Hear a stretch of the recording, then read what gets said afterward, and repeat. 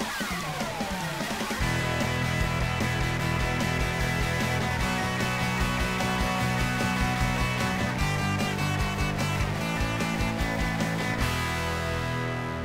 back, everybody, to the Triad of the Forest podcast, a podcast from Puerto Rican friends coming together to do deep dives into Star Wars and other nerd-related media.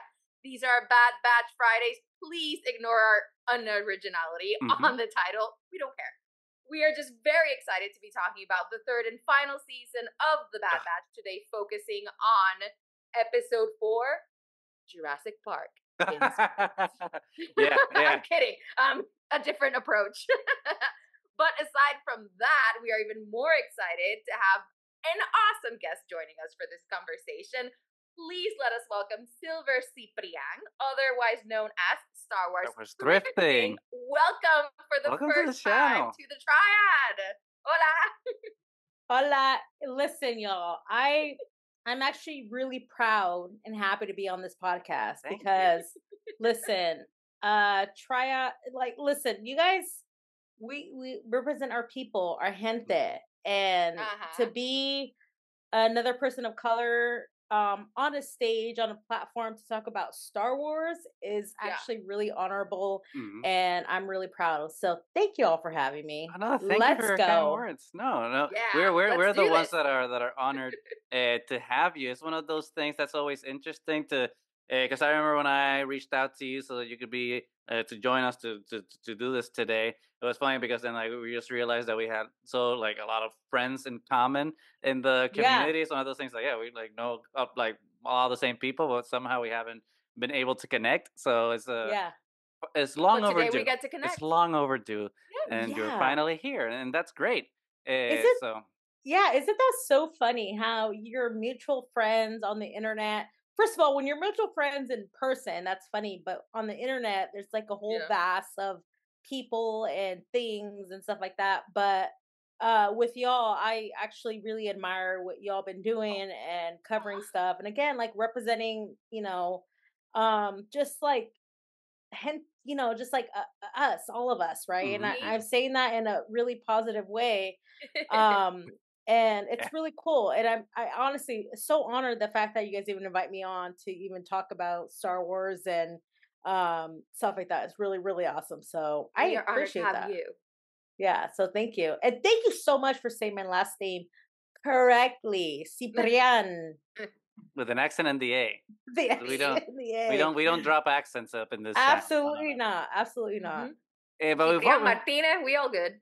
Let's go.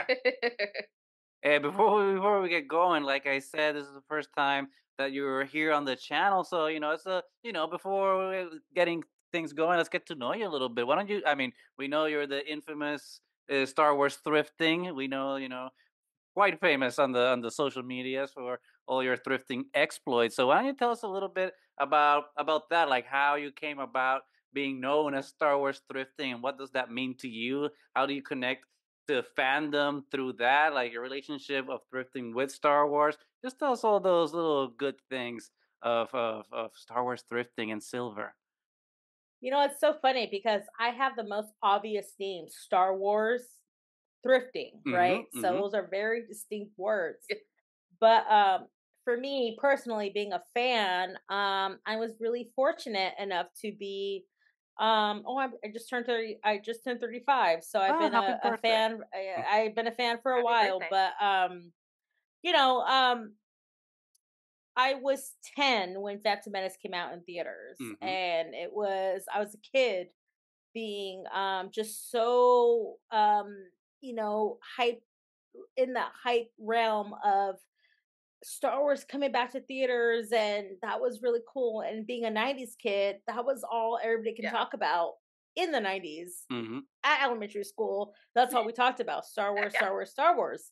But coming from a big family, I have plenty of uncles, plenty of cousins, and I come from a big family, and my uncles, my tios, my dad, my papi, they're big Star Wars fans before I even understood what Star Wars meant.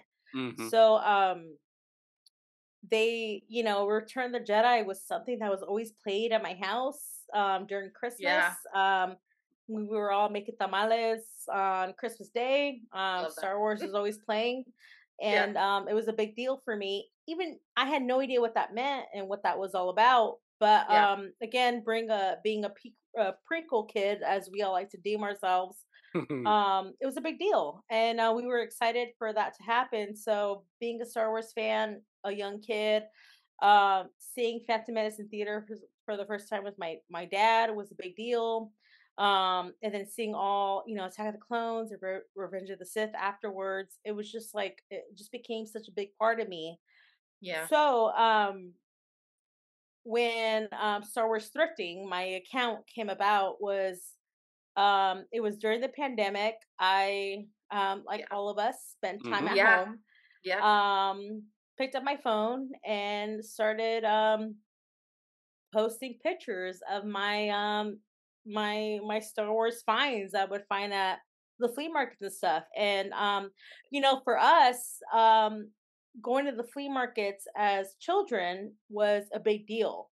My grandparents are from Mexico, and Mhm. being in the Bay Area was um a big deal. We are it's a big Mexican community and Vietnamese community. So having a flea market, one of the biggest flea markets in Northern California, the San Jose Flea Oh. Market, was not only a place where you can go find stuff, it was more like a community area. So we had every weekend it was just like bandas was like, they were, selling food, and just having that whole like garage sale type. It was just more like my grandparents would take us on the weekends. It was Mhm. because it was a sense of community.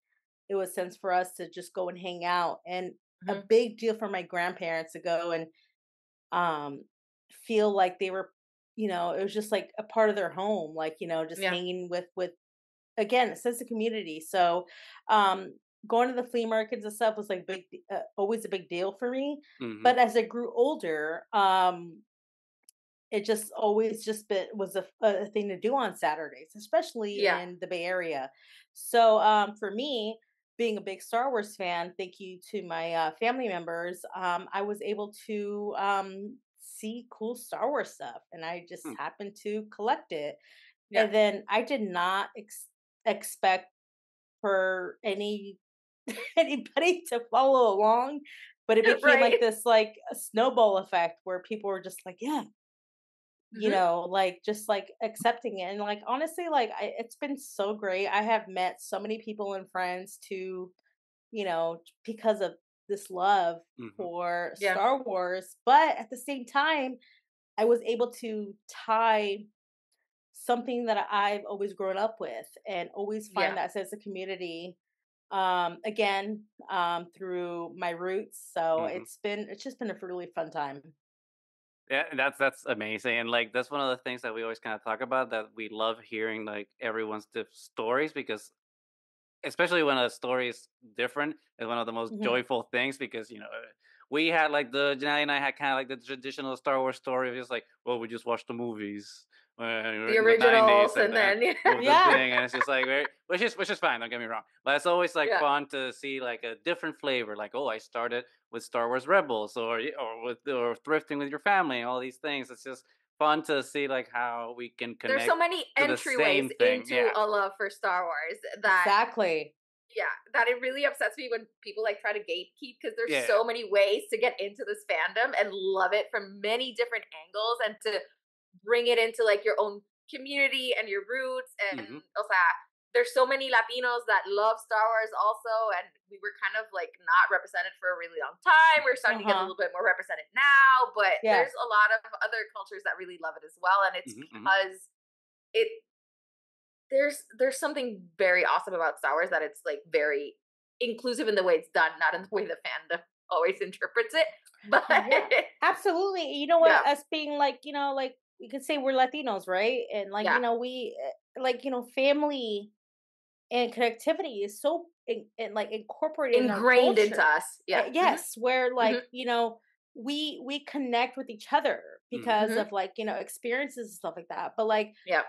for me, um again, being a second generation, Mexicana, Chicana, whatever you want to call it, over here in the Bay Area, um, like I look at my tata. My grandpa turns 98 Wow. this year, Yeah. and that's a cool guy, right? Mm-hmm, mm-hmm. So Yeah. I think about my tata, but like he has like like our family, my mom, his sons, and the fact that they're able to like just really appreciate the culture, the American Yeah. culture, the pop culture of what Yeah. this Yeah. country has, like provided for him and his family after he worked really hard, for them to really just like obsess over Star Wars, something as Yeah. simple as Star Wars, and make it their whole entire personality. Where me, Mm-hmm. being born into this Yeah. generation, has able to really relate to them, is really really cool and special. Like like I always think about like, okay, like my tata to my mom, my uncles, and then me, and then now see my niece who's like slowly getting into some Star Wars. I'm just like, wow, like this is like, it's insane how we can really just like bond over things like that, and Yep. it's really Yeah. important. And you know what, like Star Wars, like, listen, Star Wars is not, of course, like we have our fun space adventures, but it really like just really tackles like incredible like real life stuff that we can Yeah. all like really relate to. And to see just like a generational, experience that all Yeah. families have is really really cool. So, Mm-hmm. yeah, really awesome. And it's been one of those things that has been really rewarding. Like, cause like you said, you started doing this during COVID. We also started doing the podcasting during COVID. So it's been such a great thing to see all the fruits that have been reaped from it, right? Not just Mhm. from the satisfaction, like talking about the things that we love, but also connecting with community, connecting with other content creators such as yourself, and creating like our own communities from that has been a Yeah. really cool thing. And all the really cool things that the opportunities that we didn't expect that could be afforded to us that all of a sudden we got. Because if I'm not mistaken, you were able to go to Lucasfilm and watch the screening of Bad Batch, or what was Yeah, that? you know what, I don't take lightly of Mm-hmm. the experiences that I'm given. Mm-hmm. Yeah. Um, and again, I don't like to.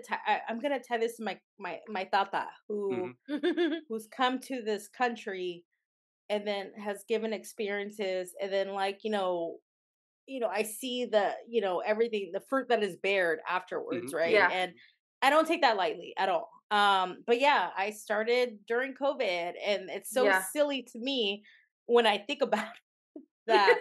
I started my Instagram, going to the flea markets, posting a picture of a Jar Jar Binks, and being Mm-hmm. like, "Hey Yeah. guys, look what I found." To Hmm. then having really fun experiences of like getting to go to various premieres. Mm-hmm. I'm also a the last year I have been fortunate enough to be part of the Rancho Obi-Wan team. Mm-hmm. Rancho That's really Obi-Wan cool. is an Hmm. amazing museum here in the Bay Area, but I've been fortunate enough to have that experience to do that and be part of that. But also, yeah, I got to do I've been invited to various screenings and premieres, but yeah, I recently went to the Bad Batch premiere or So fan cool. screening here in San Francisco. I Mm-hmm. live in the Bay Area. I live in San Jose, California, one of the biggest cities in the Bay Area, in Northern California. But I live about 40 minutes south of San Francisco. So Yeah. I was invited to go to, which I've been to before, but I was invited to go to the Bad Batch screening premiere thing that they had for season 3. And again, I don't, sometimes I'm just, people ask me like, I don't know. I don't know how. Mm-hmm. I don't This know happened. why Yeah. it happened. Yeah. In a It's way, luck. it's Yes. it's luck. It's a thing. It's a series of luck. Mm-hmm. It's a series of like I don't know. I don't know how, but it was a really cool experience. And I again, I think about my tata because it's just like, that's so crazy how you just show up and then experiences happen, and Good karma. good, yeah, it's just I Good think it's just like karma. hand of luck. So Mhm. yeah, I was fortunate to do the thing and do that at Lucasfilm for the Bad Batch season 3 premiere, which I'm sure we'll be talking about. We will. I think this is we're gonna You talk think? about Bad Batch. Eh, but that's it's really cool for sure to be able to like do those things. And when you were there, did you guys usually saw the first 3 episodes, or Yeah, you know, did you see some more? no. Well, it's so funny. We saw the first 3 episodes, and Mhm. for me, I got, they invited us to Lucasfilm in San Francisco, and I've been really fortunate fortunate enough to be. I actually did a tour at Lucasfilm. Hmm. Pete Vilmer, who is a legend, invited me. I think in December I went and did the actual tour at the Lucasfilm headquarters. So I've So been cool. there before. Um, Yeah. but also earlier this year, I did a tour at Skywalker Ranch, Oh. which is Yeah. also in the area. So Hmm. I did a tour there. And I actually, it was a Skywalker Sound tour where I spend most of the day there with, like, um a friend, Christina Morris, who works at Skywalker Sound, and showed me and did a tour and stuff like that. So I did that, but I was invited. So all needless to say, all this is just say that I did the when I got invited to the Bad Batch premiere, it was very what it was very like just like mind boggling, like, and Hmm. like, just really just like centered you in a way where you're just like, wow, like I'm seeing a new Star Wars Yeah. being shown with fellow fans, but there's so much work and love behind the scenes Hmm. to get us to Mhm. this point. So I've been really fortunate enough to see those kind of things that happen and reminded why Star Wars still works, Yeah. why it's Yeah. still relevant, and why it still touches people. Hmm. For me, I was invited to the Bad Batch season 3. It was a fan screening, so they showed us the first Yeah. 3 episodes, which is really awesome. Um, it was on Tuesday night before the actual premiere, Okay. Mm. and they gave me a +1, so I took my little sister. Aw, yeah, With Oh. me, it's really and it was cute. cool. It was really cool. So on the way up there, I was just like trying to explain, like trying to give the rundown of The Bad background. Batch, which Yeah. she Mhm. was just there. She was like, "I'm just gonna Just go chilling. and She's have a like, good I'm just time. yeah. I don't care. And then Yeah. we're gonna have a good time." And I was trying to like fill her in, but for It's like, me, no, this is serious. yeah, I know. No, yeah, right, Let it's me serious. explain. This Okay, isn't cartoons, okay? this is real, right? So it was really fun to experience that with my sister because um we sat down in the Lucas at the Lucasfilm Theater, which is crazy enough to even say, but Hmm. my sister, not knowing much about the Bad Batch, the whole Yeah. story, seeing the first 3 episodes, she was so just like like completely locked in, and then she was just Love it. like completely stressed out with me. She was like, "Oh my gosh, like what is going on?" and Yeah. like stuff like that, which was really fun. And I'm just reminded that what, Star Wars, it does not matter when you're a fan, Yeah. when you come in, it can Yeah. work for anybody. And for the fact that my sister was able to walk out of that theater and just be like, "Wow, I am so invested." She actually, I have text messages on my Twitter Hmm. of her. I did screenshots of her being so invested that she actually blew through the first 2 seasons of Bad Batch, and Oh wow. she's now like All in. all in, and she's Yeah. now caught up with So all of that us means that super we're gonna have fans. to talk to her about You know what? the Please Bad invite her. Batch She would later. love that. Yeah, she's actually 100% more entertaining and charming than I am. But she was just so like, "Oh my gosh, like this is amazing," and This is like she's just awesome. like, Yeah. "Yeah, great." So I think it's really special. Again, seeing it with a bunch of fans, but seeing it with Yeah. somebody who's like a newcomer and just like, wow, it still resonates. I think that's really cool. Mhm. Mhm. Awesome. I mean, it's a beautiful experience. I mean, we've been lucky to share similar things like that.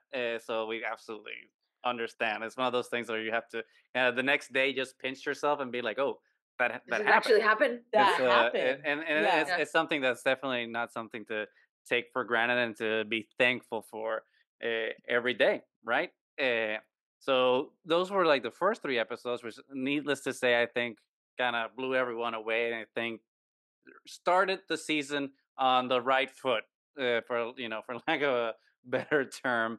Um, Now we're going into back into just 1 episode a week, which is tragic.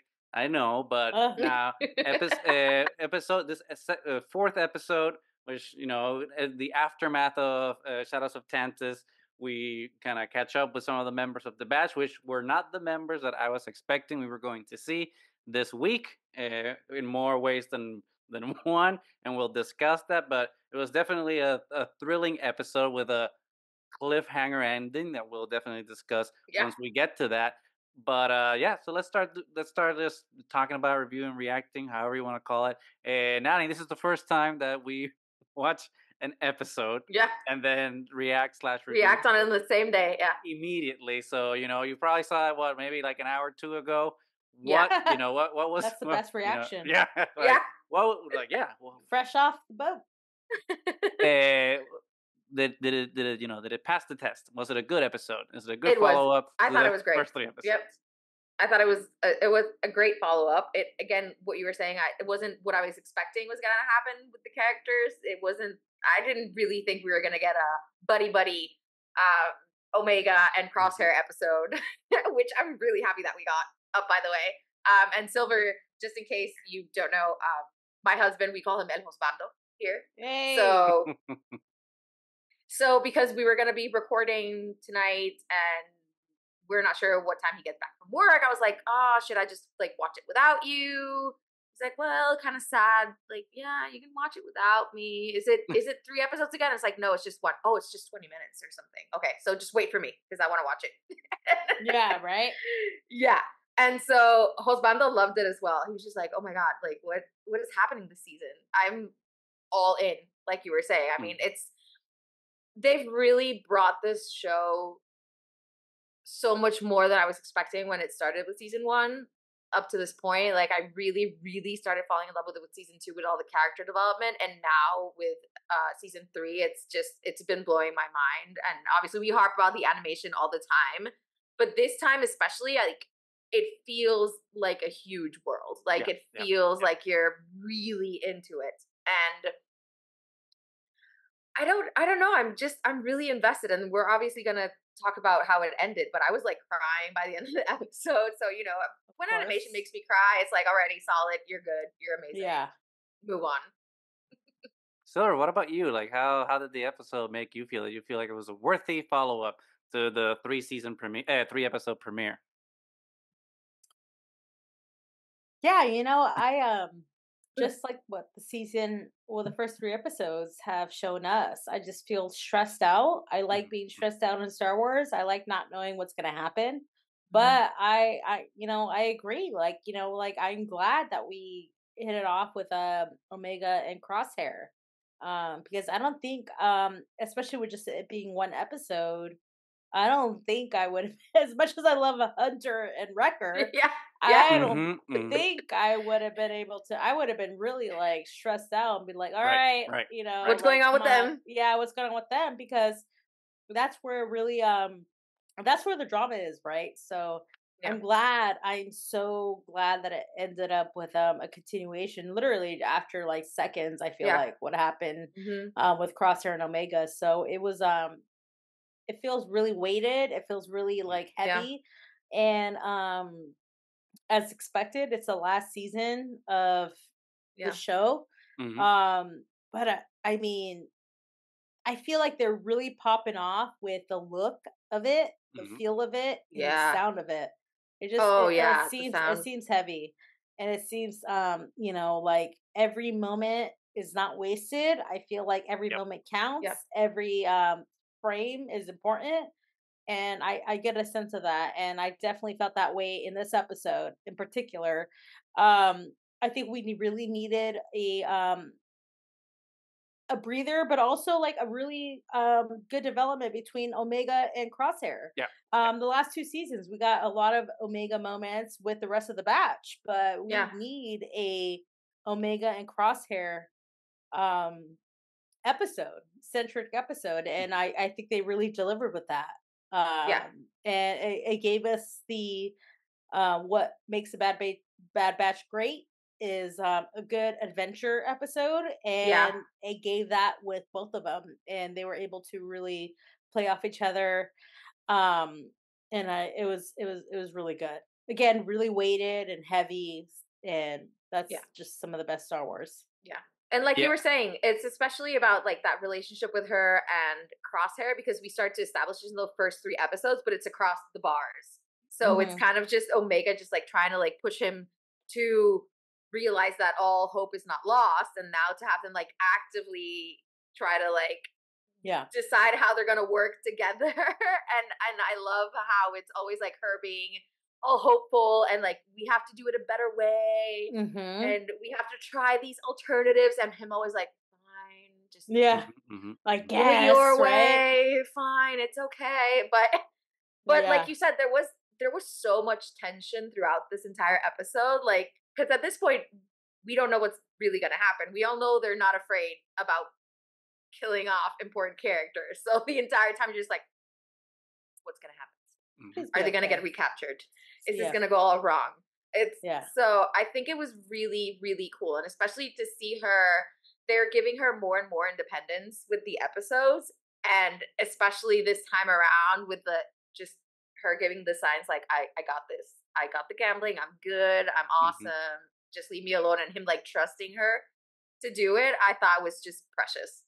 So yeah, it's one of those things that I think Bad Batch. I mean, I think all the Star Wars series, and especially the animated ones, have shown that they can do, and it's the willingness to like learn from some of the shortcomings that previous seasons might have had. And I think that personally, for me, like one of the issues, and I use issues in a very loose way, with seasons 1 and 2, where that sometimes you had like the grouping of episodes that were very plot forward, or for whatever that means, and then you kind of have your adventure of the week kind of episode that's not necessarily disconnected from the main plot, seasonal plot, or whatever you want to call that. And that sometimes feels like the show, I mean the season, for me personally, kind of stops a little bit, and it slows down, and not a flow that I personally like in my storytelling. And I feel that season 3 has shown that it's kind of corrected, and I don't like using that word because it doesn't need to correct. It's whatever the creators want to do. But in this one, because this episode was very much that's just like it's the adventure of the week episode, but it's still very much about moving the story forward too. The plot forward, forward in a very meaningful way. And like I personally thought that this was gonna be like episode 2, where it was gonna be a Hunter and a Wrecker focused episode.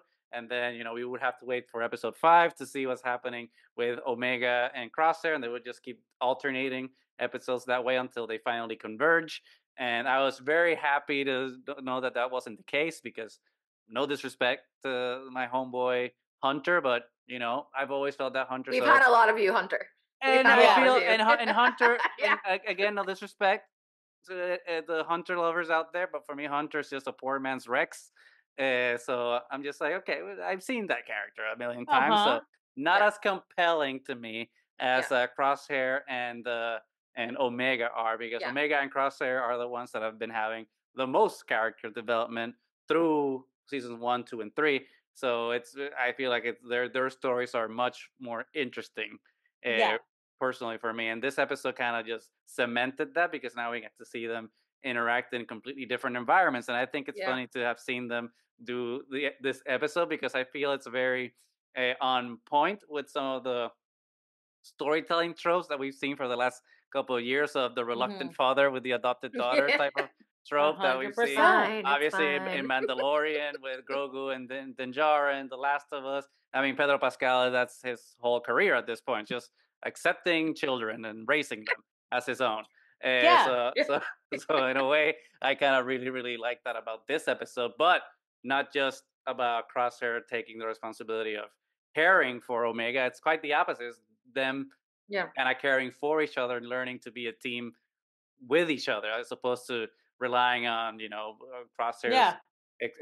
expertise or Omega's expertise. Like no, realizing that they can't just rely independently on Hmm. 100% one thing, 100% on the other. So you have to meet at the middle. And it reminded me a lot of like Anakin and Padme in Attack of the Clones, where Anakin's hot-headed and he just wants to dive into battle, and Padme's about diplomacy. But then during the Battle of Geonosis, Padme's just like, well, you can't. You have to have aggressive negotiations too. Sometimes you can't just have full diplomacy. And I think Yeah. that was the cool thing about Omega. Omega learning that sometimes you kind of have to, be a little more active or aggressive, and Crosshair learning that sometimes you can kind of play it cool to get the desired results.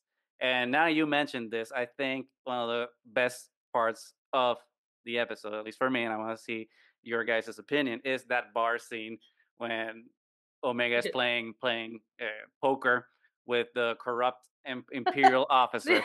Which Yeah. for me, I don't know about you guys, but when I was watching that scene, it just reminded me of Inglorious Bastards, the scene when the Michael Fassbender's talking in German to the Nazi officer, and it's just like, oh, am I gonna get made and all that stuff, and then it just ends Yep. out in a shootout. Spoiler alerts for anyone who hasn't seen Inglorious Bastards. At this point, hasn't watched Inglorious in like 10 years. Yeah. Right. But I was getting like those vibes, so the tension was definitely increasing throughout that scene. So, Silver, I'll start with you. Like, how did that scene work for you? And would you change anything about that scene? I wouldn't change anything about that scene. And I will tell you why. It's because the last 2 seasons, we were, Omega has been, um, somebody who we've seen almost from Omega's point of view.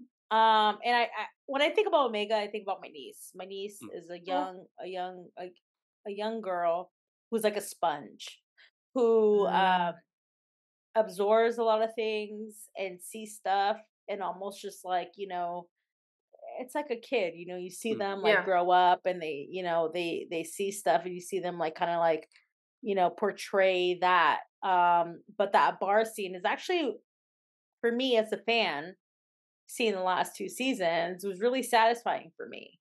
And because of the experiences, either with Sid at the bar, Yeah. or with like all the adventures that she's gone through, when maybe people will say they're called filler. But um it's just things that she's really learned in her adventure. And this is a person, a kid, who's been Yeah. at Camino her entire life, who's never left this planet, and then like, was really thrusted into, doing all these things with the rest of the Bad Batch, and Yeah. experiencing other things and realizing stuff. So for Omega to have that scene at the bar with Crosshair and Batcher as her side, really just like, saying, hey, you know what, I'm gonna use this different approach, and Yeah. let's not shoot out everybody at the bar, but I'm gonna try and earn these credits at a game of, I don't know, I'm gonna call it Uno. I've never seen this game before in my life, but let's try to earn these credits by a game, which maybe Yeah. Sid has taught her, and the Yeah. fact that she's able to, she's always sees the good in things, and like, let's not shoot things out, let's not Yeah. call it aggressive negotiations, let's try and Yeah. actually earn these credits. I thought was really rewarding for me as a viewer, to be like, wow, that makes sense, because she's Yeah. had so many experiences with other with people, or just even like working with Sid, who was, it's Sid, but There's you a know, lot of sus in yeah, a there little with Sid. sus Yeah, in there's a there, sus. but Yeah. she's just like, hey, like, let me try and win these credits. So Yeah. I thought it was really rewarding and really fun.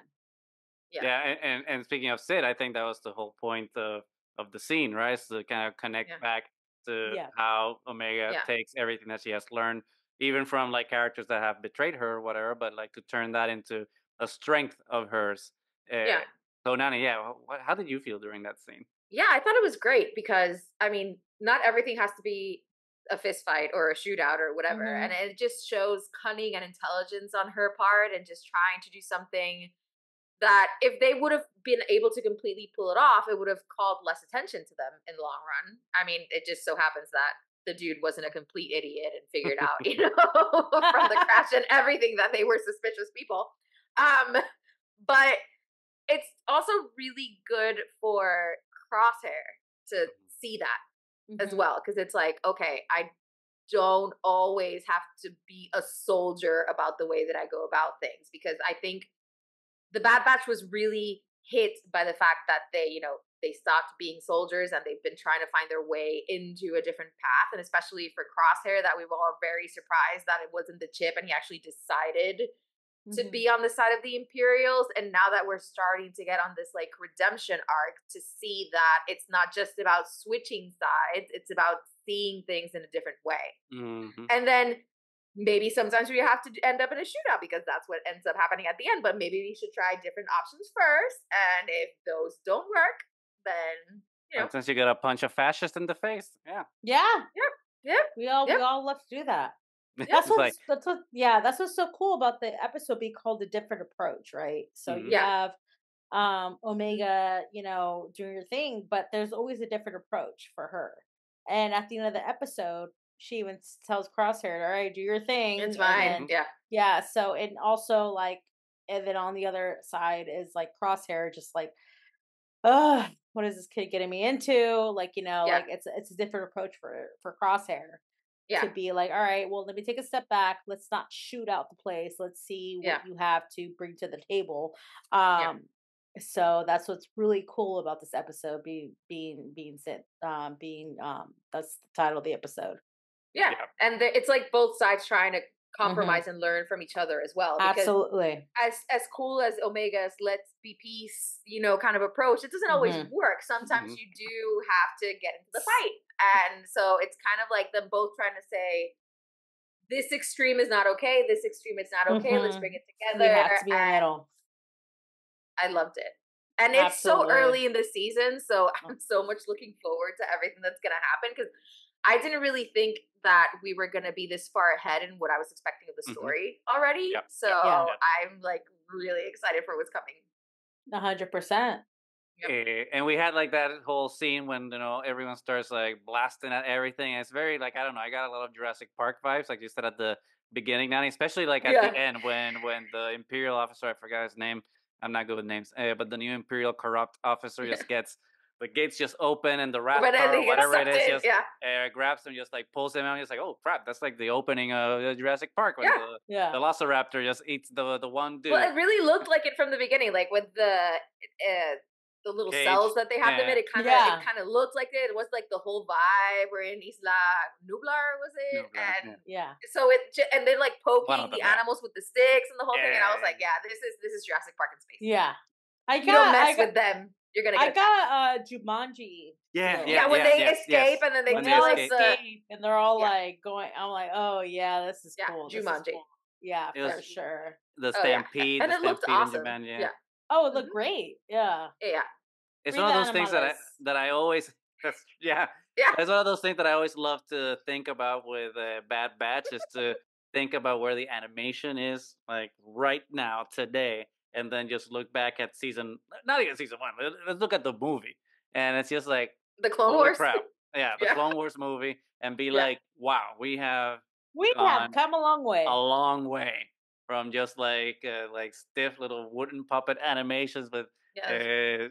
matte paintings in the background to fully immersive environments that are just paintings, because that's one of the things that I feel every season of the Bad Batch achieves is making every frame just feel Yeah. obviously intentional in terms of like the framing for like the story purposes, but also just beautiful. It's just it's good. Oh You yeah. can easily make any frame from any It's a episode of the Bad feast for Batch the eyes. a Yeah. computer background. Yeah. Yeah, we come Well, a and long like you way, said, right? Silver, like the soundtrack has been so good, but I think it's been especially good this season. And they do such a good job of melding like old, like more nostalgic Mm-hmm. sounding Star Wars with like this new element and Yeah. how it brings emotion to every scene. It's Mhm. they've rocked it out of the park. Really, it's the season is really blowing my mind.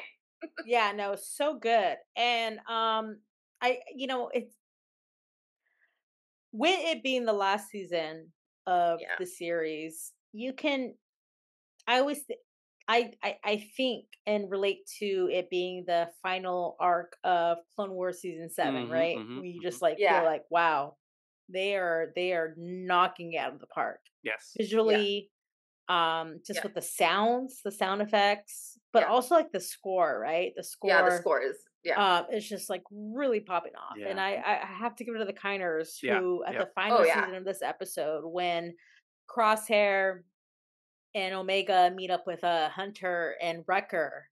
the soundtrack there. Oh my It's really good. It's really heavy and you feel that god, weight. And yeah. Hmm. um again visually just it's very just like heavy and we feel that as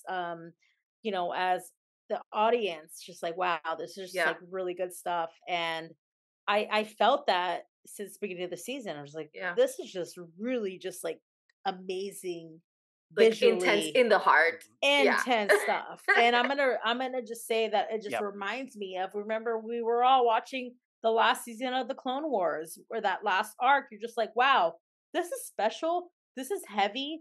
And I Yeah. don't think we're only 4 episodes in, but I just don't think And it's that already we so heavy. I So And I just think that's don't a think good transition to talk about that last scene. yep. Yep. Yep. Did you think, Silver, that we were going to get them to reunite in this episode? absolutely not. I did not think that. And as a Yeah. Star Wars fan, I love spectating. I love speculating, right? Mm-hmm. We love to Yeah. speculate. We're Yeah. We speculating try to do responsibly. constructive, We're Yeah, responsible responsibility, right? speculation. speculation. Yeah, Yep. Yeah. Yep. let's be responsible in our speculating. I'm not going to be Yeah. upset because if things don't go my way. Yeah. Because we However, get things wrong all the time. of Yeah. course. However, I like to as a viewer, as a Yeah. fan, Hmm. I like to not know where we're going to go from here. Mhm. Right. Because for me, the last week I did not expect that Omega and Crosshair were gonna escape. I thought Mhm. it was gonna Yeah. be maybe midway through the season. Mhm. Yeah. But the Me fact too. that we're Yep. at this Hmm. point, the fact that for Yeah. last night's episode, we are already reunited with Wrecker and Hunter. Yeah. It's just so like wow, like I did not expect that. Has me in a position where I'm just like I don't know what to expect anymore Yeah. because it just like blew me out. I was wrong Yeah. again, responsibly. Yeah. That's great. That's awesome. I like being in that position where I'm just like, wow, I was wrong. Yeah. I don't know what's gonna happen. And as a viewer, as a fan, I like being in that position because it's just like I don't know what to expect. Yeah. So who knows what's gonna happen? So yeah, did not expect that reunion to happen so soon. Yeah. Yep. And especially that whole episode that from the beginning, Crosshair's kind of just focused on escaping and surviving. And then Omega's like, we have to get the signal out. We have to get the signal out. I thought red flags, red flags. Everything's going to go wrong. There's no way they're going to meet anytime soon. Something's going to go terrible. And then that scene at the end, when I saw the Marauder for a second, I thought the Marauder got taken over. It's not actually going to be there in them. It's going to be a trap. Mhm. And then when you first see Wrecker, I was like, oh my God, they're doing it. They're doing it already. So good.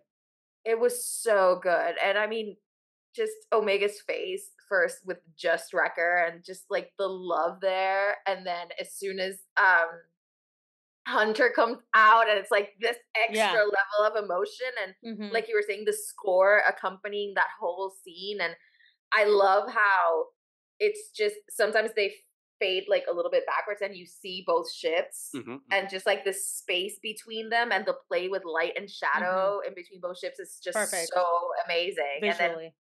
Yeah. what did you think when they're like, oh, I can't believe you did this. I had some help. And we Yeah. know that it's Crosshair coming down. Like, what did you Yeah. think of like everybody's kind of like everybody's demeanor changed Mhm. immediately Yeah. as they see Crosshair coming down? Well, for me, Yeah.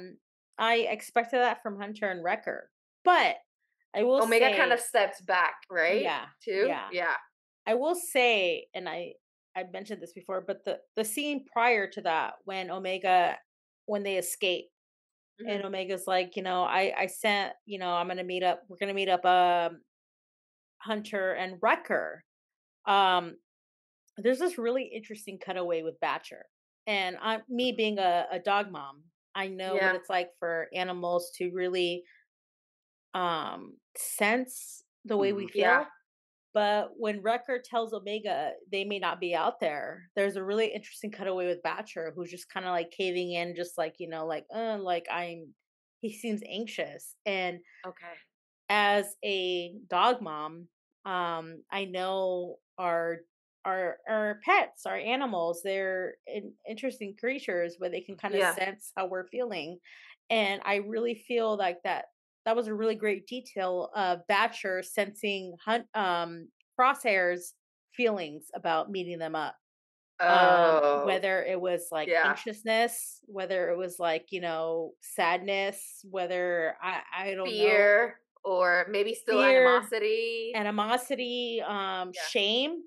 Yeah. Mhm. They really had a really interesting cutaway with Batcher, and I just thought, wow, that's a really cool detail. Mhm. To really show that Batcher was sensing whatever maybe Crosshair was feeling. Yeah. So, again, that final scene, again, has a lot of weight. Maybe Yeah. Wrecker and Hunter are, yeah, of course, there's no trust. They don't trust him Yeah. at all. Yeah, it's been time, but there's a lot has happened in between that time. They lost Tet. They lost, there's just so Yeah. much going on there.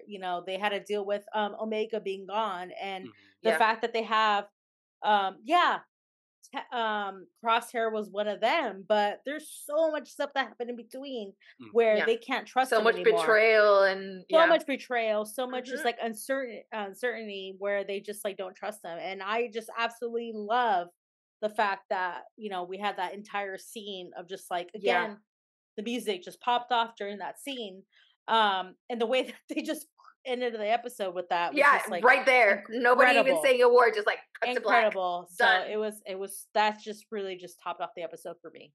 Yeah. What did you think, Goose, about that final scene? It was interesting because not that I had mixed emotions, is that I felt that the scene when they're flying out to meet them, I feel Yeah. like the tension was a little odd because yeah, Crosshair's bringing up, oh, you don't know if they're even alive and whatnot. Yeah. I feel like that was odd framing for us as viewers because we already had like 2 episodes Yeah. ago, we had like a full sequence with Hunter and Wrecker, and we know that they're fine. It's never implied that anything's happened. So as a viewer, I'm just like, this is kind of a weird framing for us because if that episode hadn't happened, if we had just had 1, 3, and 4, and no 2, then I'm just like, oh crap, yeah, we don't know because we haven't seen them. So what is going Yeah. on with them? But the fact that we kind of just recently saw them, it's like didn't create the tension in me, right? That maybe the scene wanted to make, and maybe I'm just misreading what the intention of that scene was in terms of us as a viewer.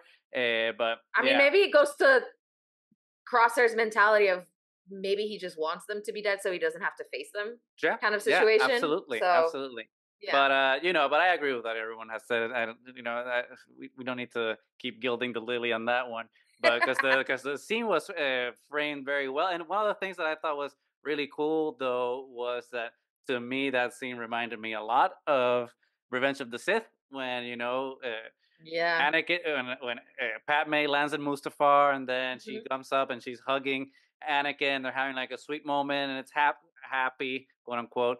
And then all of a sudden, it's kind of the same framing, right? All of a sudden, like that Mhm. happiness is cut with Obi-Wan. someone coming down a Yeah. ramp, and one Yeah. is Obi-Wan and one is Crosshair, and it's kind of very similar, intentional or not. I thought it was Yeah. kind of fun.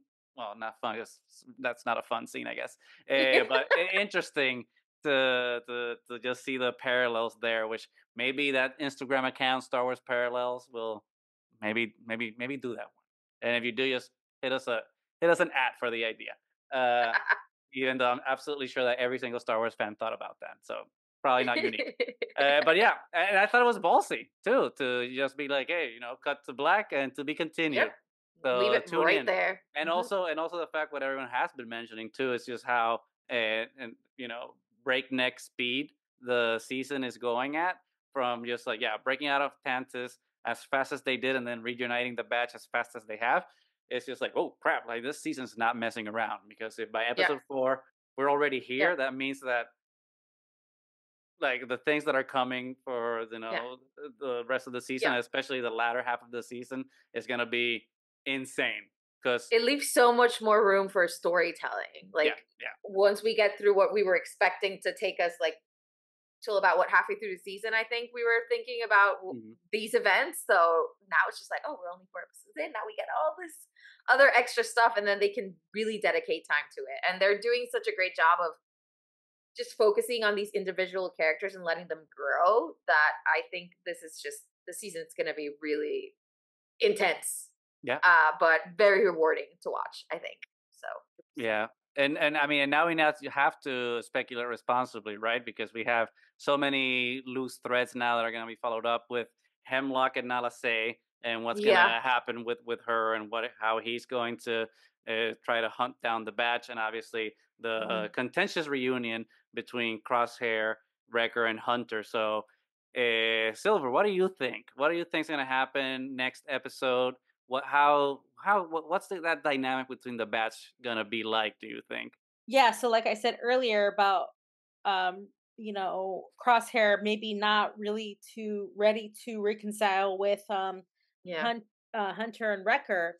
It's going to be really interesting for us as viewers to really see that, because, you know, we've all been through that, right? We've all Mhm, been through sometimes we're presented with moments, and sometimes with situations that we're not ready to deal with. And I really Yeah. feel like um Crosshairs in that moment where he's mhm, probably not ready to face the music, right? As we should say. But Yeah. I don't think Crosshair is ready for that. I don't think Hunter and Wrecker are ready for that. And Yeah. Omega being the glue that holds them all together is going to be a really interesting story as far as like storytelling in a position. But yeah, I don't think that Rec again, I don't think Crosshair is ready for that. It's going to be really interesting to see what Crosshair has to deal with when it comes to Yeah. maybe, him finding out that Tech is not there. mhm, Um, Yeah. there's nothing more devastating in life ever as to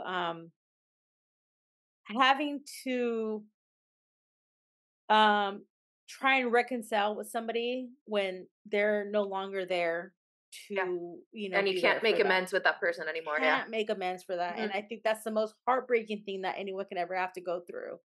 And I think for Crosshair having to deal with that, I think for Hunter and Wrecker having to deal with Crosshair, like there's no trust. Maybe Yeah. they're just like, yeah, you were my brother at one point, but I don't trust you at mhm, Yeah. all. So it's gonna be really interesting, and that's gonna leave a lot of like, really, great storytelling since what they've been doing so far. Yeah. That's gonna be really interesting to see. I don't know how the dynamic's gonna be. That's why I feel I'm gonna speculate responsibly, Yeah. everyone. yes, Um, with the Empire having to mark Omega, right? And try and look for Omega. Um, maybe Omega gets taken again. I don't know. Who knows? All I know is that it's been really promoted that there's one final mission. I don't know what that final mission is. That Right. final mission may be we have to go back to Mount Tantus, like Omega had mentioned in this Because episode. they retake Yes, Omega, and yeah, maybe they take Omega. Maybe, and for sure they definitely want to go back to go rescue and free the the rest of the rest of the clones. prisoners. Yeah. Yes, Hmm. they may mhm, have to do mhm, that. There's going to be obviously like that is going to be the final mission. That's going to be like what we have to go and deal with. What for me, again, there's like that big picture of like what is the mission is, but to have both ends of the spectrum of Crosshair dealing with Hunter and Wrecker, that's going to be really interesting and see, because like they're going to have to like really like deal with it. in a way. So again, I'm just really interested to see how that plays out. Maybe they're forced in a situation where they have to really just like be like, you know what, we're gonna have to deal with it. Yeah. Because we have to go. There's obviously a bigger purpose, a bigger mission that we have to just like handle it, and then we'll go from there. So that's gonna Yeah. be really interesting. Yeah, I think I agree with a lot of that.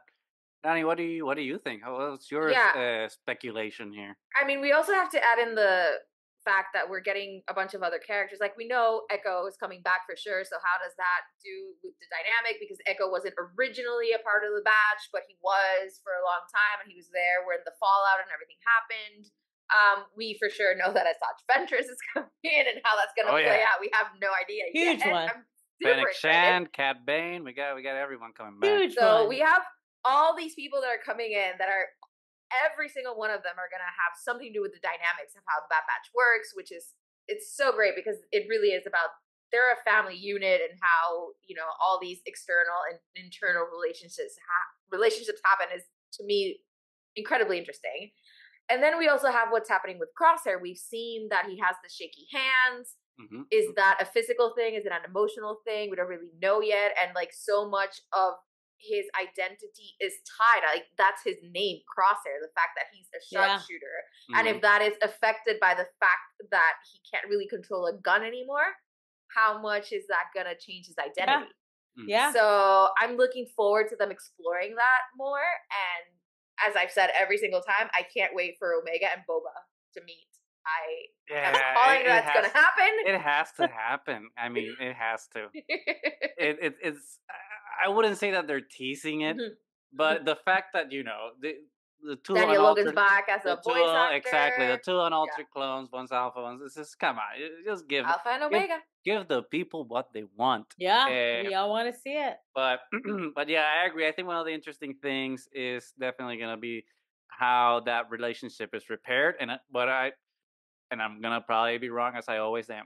But I think the next episode's probably just gonna be, they're gonna go on a mission, either like by accident or because they got hired to do something, and the mission's gonna be figuring out again how to work together, or maybe they're separated, and Hunter is with Crosshair at one point, and they have to mend those fences, make it work, and have the heart to heart and all those things. And by the end of the episode, maybe the mission's not over, because then you have the next one, you have to have it with Wrecker and Crosshair, and then at the end of that episode, then all of them come together and finish the mission, and they're the Bad Batch again.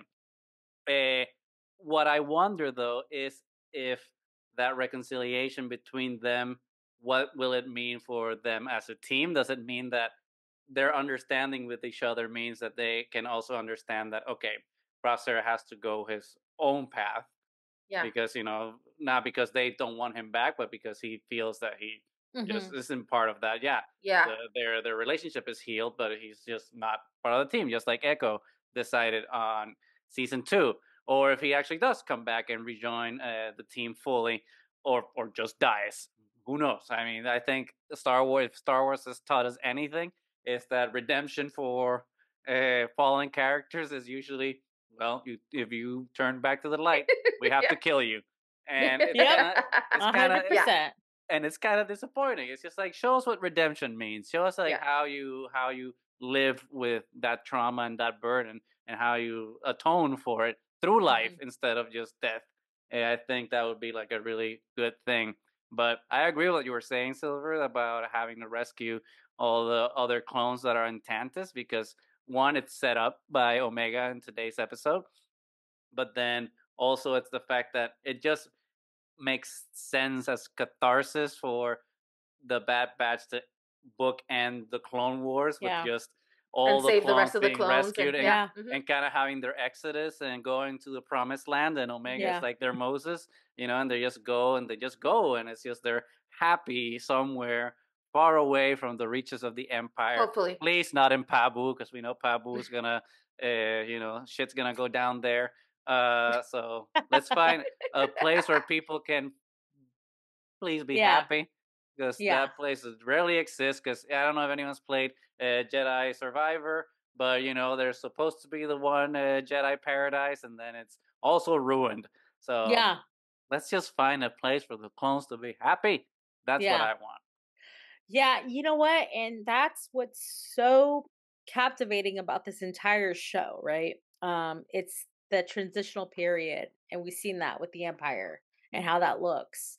But the the crappy end of the stick is the clones, right? Hmm. It's a Yeah. generation that's lost. They're a bunch of veterans who are just forgotten, Right, right. and we don't get to see, and we get this that devastating scene in the Obi-Wan Kenobi show when there's a clone just Hmm. like laying on the ground, just like, just like it's really sad, and it's relatable because Yeah. unfortunately that's what a lot of veterans have to deal with. Like, Hmm. Yeah. they sacrifice so much just to be forgotten and Yeah. disregarded, and it's Mhm. just weird for a show like The Bad Batch to just in 3 seasons just cover a lot of that, and just for Yeah. us to see like the little bit of a backstory of like the transitional part of the Empire, Mhm. which is really fascinating to see. Just how they phase clones out, right? Yeah. Clones were such a big deal in my childhood because, Hmm. I was a prequel kid and the clones were it. And then like how do they get to the stormtroopers, and like Yeah. what's that all about?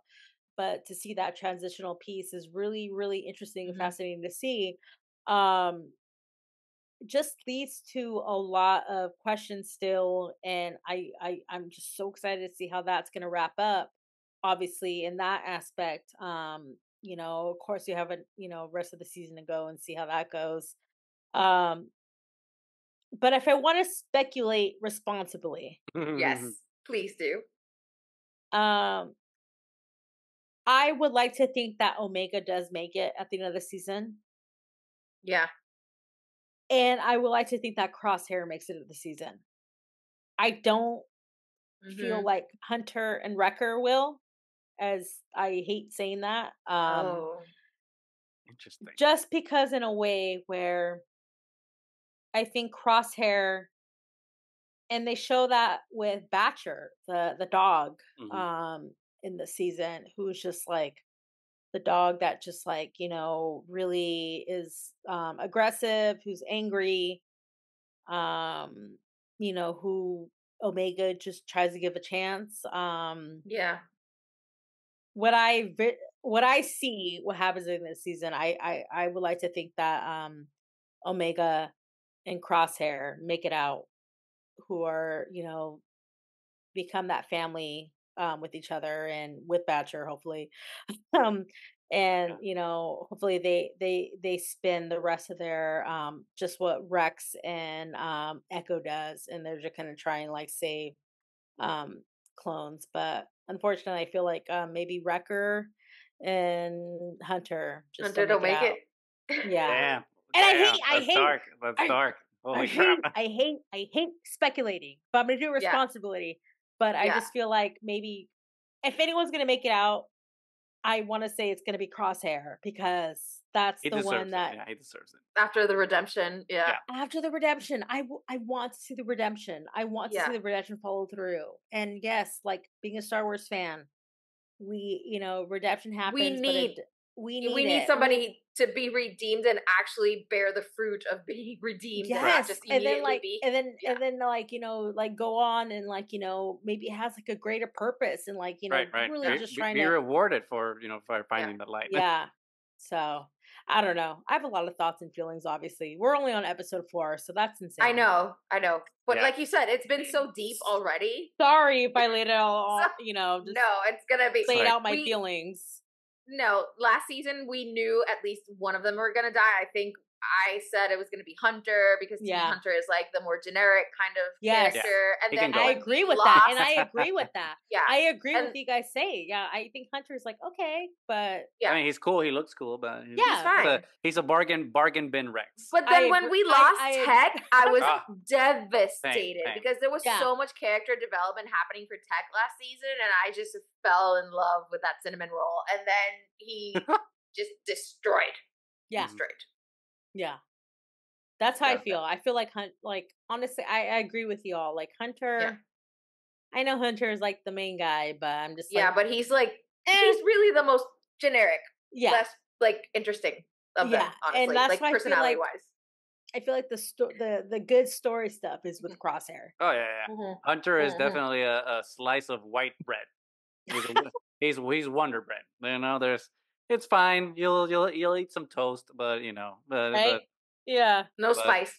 But yeah, no spice. He's not that whole grain. You know, he's not that whole Not at grain all. bread. But yeah, like I said, I mean, we could be talking about this forever. I think one thing that I think will definitely happen at the end of the final episode of the Bad Batch will be the title card will change from the Bad Batch to the Good Batch.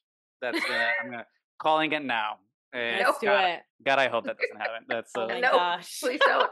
When I said that out loud, I said that out God. loud. I'm just like, that did not sound the as Good funny Batch out loud as it did in my brain. But you know, but yeah, we could be talking about this forever. But you know, for now, we just need to now wait for episode 5 so we can see like if anything that we're talking is actually gonna happen. Which gonna is happen, really, it's the most stressful part of the week is waiting for the next episode. But before we do that, thank you so much, Silver, for joining us. Do you have stuff that you got going on? I know you have your own podcast. Obviously, you have your Instagram account. Are there any other things that you know we should be aware of that you're going to be doing, or that the people listening to us need to know? First of all, thank you all so much for inviting me. This is really fun. I love talking about Star Wars. I love talking about with friends and new friends such as yourselves, and just having a good time. So Star Wars thrifting. I don't know how much I can explain. Either it's Star Wars, you like thrifting.